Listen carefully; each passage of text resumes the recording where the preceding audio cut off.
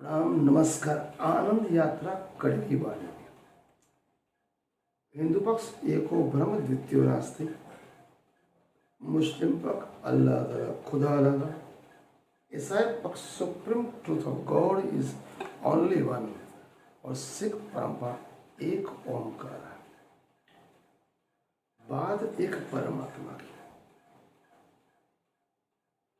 मुस्लिम परंपरा अल्लाह ताला, क्रिस्ती परंपरा supreme truth of God, Sikh परंपरा गुरु नानक देव जी की एक हो परंपरा। केवल एक परमात्मा की बात है। वही बात महामती श्री प्राणनाथ जी ने कही। एक ही परमात्मा। मनुष्य को अपने जीवन में, हम इस ब्रह्मांड में आए, कहाँ से आए, कैसे आए, किस लिए आए, क्यों आए और कौन है। अगर ये प्रश्न आपको जीवन में काल में कभी भी उद्भव नहीं होते तो आपका मनुष्य जीवन जीना व्यर्थ है। पिया प्राणनाथ क्या कहते हैं, वही बात। मनुष्य जब तक अपने मूल परमात्मा को नहीं समझ लेता, उसको कोई नहीं। अपने को पहचान कर ही, स्वयं को पहचान कर ही आप परमात्मा को पा सकते हो। यही बात गुरु नानक देव जी ने अपनी वाणी गुरु ग्रंथ साहिब में बोला, चिन्हू आपो जब हो जगदीश्वर हरे जगन्नाथ मणि भाइया। गुरु नानक देव जी कहते हैं कि अपने मूल की पहचान करने के साथ ही परमात्मा को जान लेना आवश्यक है। परमात्मा को गुरु शब्द है। सारे सृष्टि का सर्जन करता भी वही है, विसर्जन करता भी वही है। उसने सारी बनाई सृष्टि बनाई, उसका ही हुक्म चल रहा है।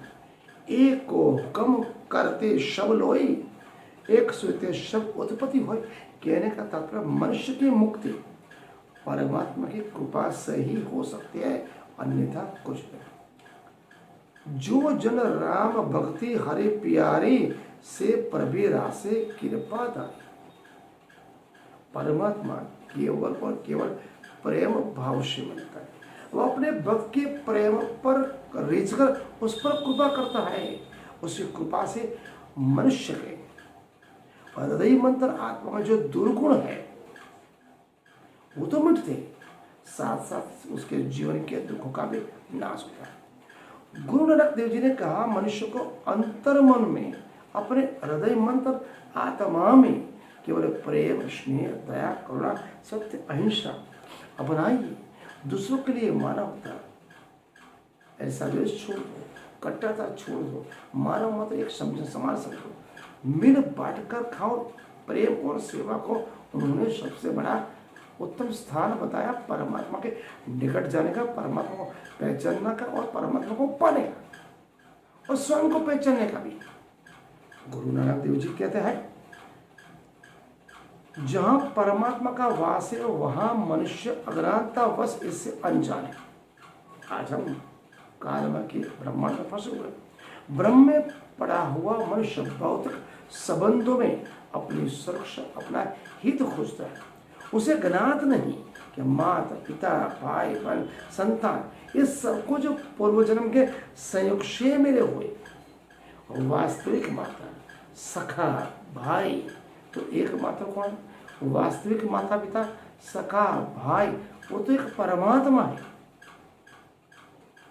गुरु नानक देव जी ने जीवन भर इन संबंधों को इस दृष्टि से देखना सिखाया।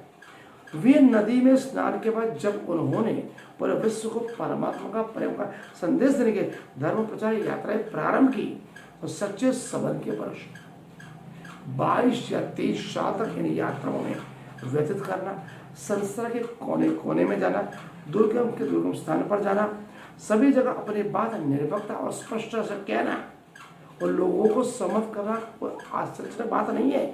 यह विस्मित कर देने वाला अभूतपूर्व कार्य संसार अनेक महापुरुषों की चर्चा करता है, लेकिन जिन्होंने केवल मानवता की राह दिखाई, मानवता के हितों के लिए काम किया, अमूल्य योगदान किया, उसमें गुरु नानक देव जी सबसे भिन्न है। उनके सामने जैसी भी परिस्थिति आई वैसी कभी नहीं रही। इंसानियत का पतन हो रहा था, समाज टूट रहा था, धर्म के अर्थ बदल गए थे, राज सत्ता अन्यायी और अत्याचारी हो गई थी। उस समय बाबर का शासन है, उस समय उन्हें इंसान को इंसान बनाना सिखाया। गुरु नानक देव जी ने क्या कहा, सामने सारी व्यवस्था को चुनौती देने का साहस सिखाया। उन्हें धर्म स्थानों पर जाकर पाखंडों का खंडन किया, अध्यात्म के सच्चे सिद्धांतों के साथ ये विद्वानों से तर्क संगत दलील चर्चाएं की, सामाजिक भेदभाव के खिलाफ वो लड़े। बाबर जैसे आक्रमणकारी के अत्याचारों को महापाप किया। अपनी बात को सशक्त ढंग से रखने के लिए वाणी को मध्यम बनाया। उनकी उच्च वाणी लोग कंठस्थ करते थे। उनके नीति नियम सिद्धांत व्यक्तिगत संघ से मिलकर लोग गायन करते और समाज में व्यापक चेतना जागृत हुई। लोगों को कर्मकांड, पाखंड, कुरिवाज से उब सूझ गए और सच को पहचान कर गुरु नानक देव जी का सच चल पाए। गुरु नानक देव जी की महान बख्शिश वो थी, उन्होंने जीवन काल में उनसे प्रेरणा लेकर अनेक लोग जीवन बदलने लगे।